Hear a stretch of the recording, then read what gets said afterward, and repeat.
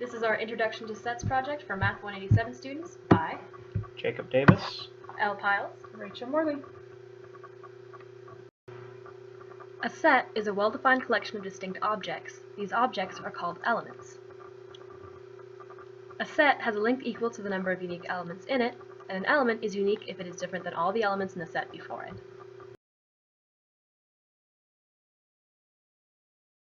A subset is another set that is contained within an original set. Contained means that it has no elements in it that are not in the original set. A subset can contain all the same elements as a set, or even no elements at all. Here we show set A is everything within the large circle. The subset of A is everything that's within the smaller circle. As you can see, everything in the subset of A is also in A. To help illustrate this, we'll go ahead and use these 6 puzzle pieces as the elements to the set that is the puzzle.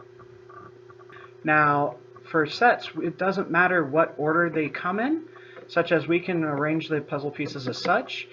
It doesn't give us a pretty picture anymore, but it's still the same set. Now, this new element that we added, while we now increase the total number of items to 7, we didn't change the number of unique elements as it is the exact same as the one in the middle. So we can go ahead and we can stack it when we're looking at the number of distinct elements within this puzzle. Now suppose we go ahead and we add these 2 pieces to the set. As they do not match any of the other pieces, we've increased the total number of unique elements within this set from the 6 we started with to the 8 we have now. Now to go over some notation, you start with traditionally a letter, an equal sign or a colon, and one side of a brace. Now we're going to say that this set S has elements 1, 2, and 3, which we will separate with a comma. And then you want to end it with an end brace, just like you would with parentheses.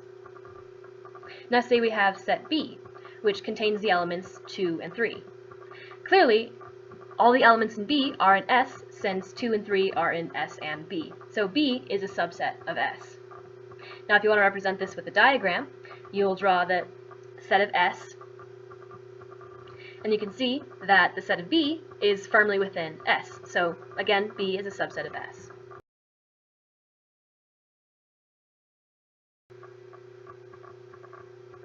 Now there's another way to represent elements in a set, and that's with this kind of funky little E. And this shows 1 is an element of S, 2 is an element of S, 3 is an element of S. Now if you want to represent something that's not an element of S, you could say, oh right, 4 is not an element of S, so you write the funky E, draw a line through it, and then you have 4 is not an element of S. There's another way you can do it by separating with commas, just kind of like we did within the braces earlier. So it's 1, 2, and 3 are all elements of S.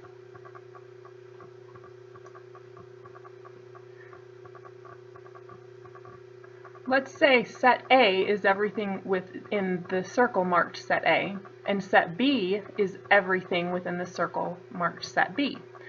So A, we'll say, contains 1, 2, 3, 4, 5, and B contains 4, 5, 6, 7, 8. We may want to look at elements that are in both set A and set B. We call this an intersection.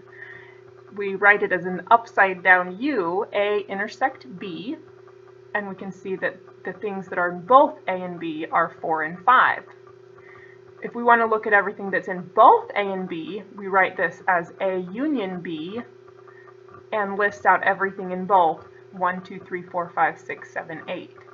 We don't need to list 4 and 5 twice because we only list unique elements in the A union B set. Now here are some common sets that you will be using, especially in Math 187. Bold Z is often used for the integer of sets. In this case, the superscript for the plus is a notation for all positive integers. And then we also have the boldface N, which is the set of natural numbers, which are all the numbers greater than 0. Now we have boldface Q, which we use for rational numbers, or the quotient of 2 integers, P and Q.